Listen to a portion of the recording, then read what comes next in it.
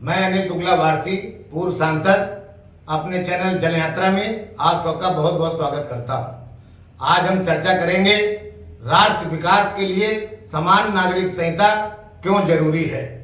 साथियों, समान नागरिक संहिता को देश में लागू करने के माननीय प्रधानमंत्री श्री नरेंद्र मोदी के आह्वान के बाद पूरे देश में इसे मुद्दे पर चर्चा शुरू हो गई है।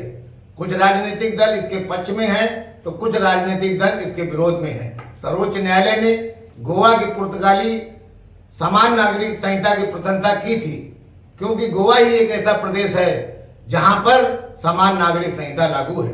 माननीय सर्वोच्च न्यायालय संविधान के अनुच्छेद 44 के तहत कई बार समान नागरिक संहिता बनाने का निर्देश दे चुका है और इसी के तहत विधि आयोग ने नागरिकों से इसे लागू करने के लिए सुझाव आमंत्रित किए हैं। समान नागरिक संहिता का संबंध आस्था के बजाय सामाजिक और आर्थिक अधिकारों से अधिक है। यह स्त्रियों को समुचित अधिकार देकर देश को उन्नत बनाने में सक्षम है।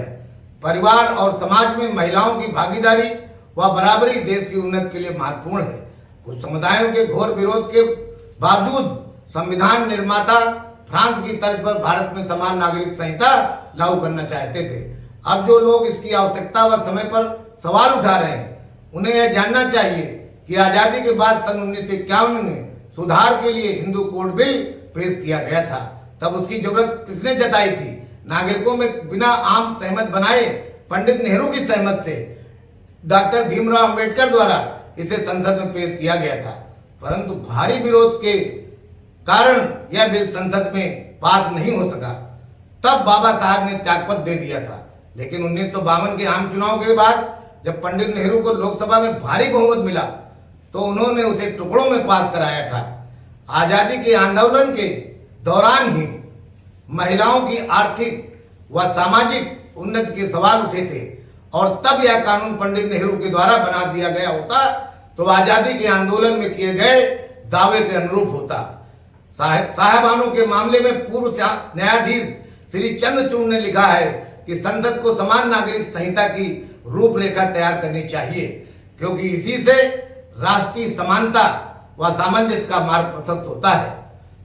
साथियों, समान नागरिक संहिता परिवार में उत्तराधिकार, संपत्ति के बंटवारे, विवाह, तलाक और तलाकशुदा को गुजारा भत्ता जैसे मामलों के कानून को अंतर्राष्ट्रीय कानून के मापदंडों के अनुरूप बनाकर उसमें एक रूपता लाती है।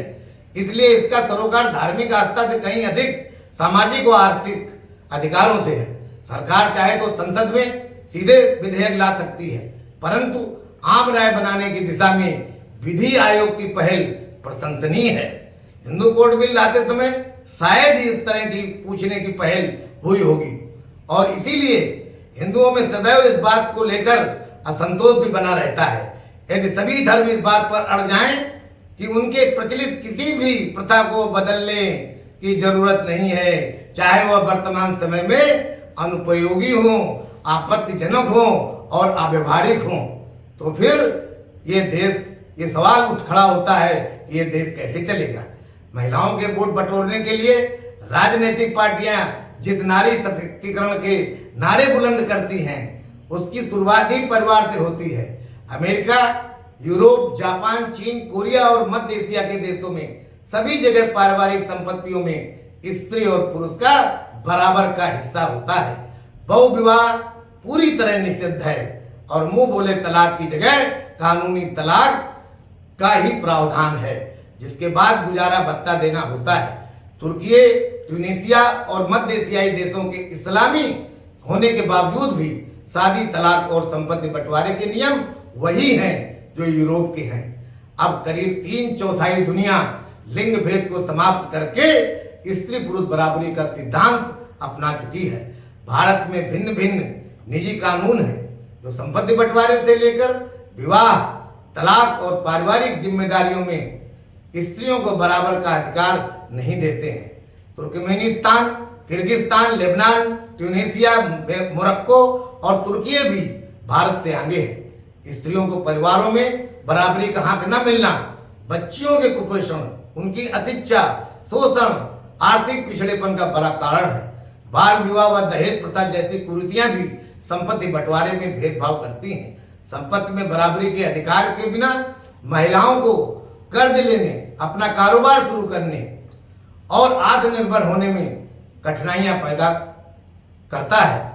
हमारे प्रधानमंत्री जी महिलाओं की आर्थिक प्रगति में होने वाली ऐसी परेशानियों के प्रति कितने संवेदनशील हैं कि बिना समान नागरिक संहिता लागू हुए ही महिला सशक्तिकरण की दिशा में काम करना शुरू कर दिया है। प्रधानमंत्री आवास में जो घर बनाए जा रहे हैं उसका स्वामित्व महिलाओं के नाम है। गांव में जो घरौंदी दी जा रही है वह भी महिलाओं के नाम है। मैकिंजी के अनुसार इस भेदभाव के कारण वैश्विक अर्थव्यवस्था को 12 ट्रिलियन यानी 12 लाख करोड़ डॉलर का नुकसान होता है, जिसके लगभग आधे हिस्से की जिम्मेदारी अकेले भारत की है।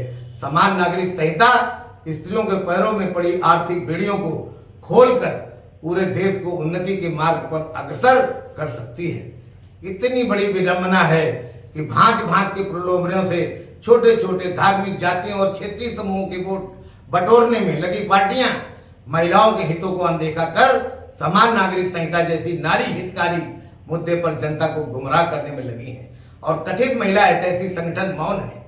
कालांतर में इंदिरा गांधी ने भी समान नागरिक संहिता लाने की हिम्मत नहीं जुटा पाई थी, लेकिन मौजूदा सरकार ने समान नागरिक संहिता लाने की हिम्मत दिखाई है।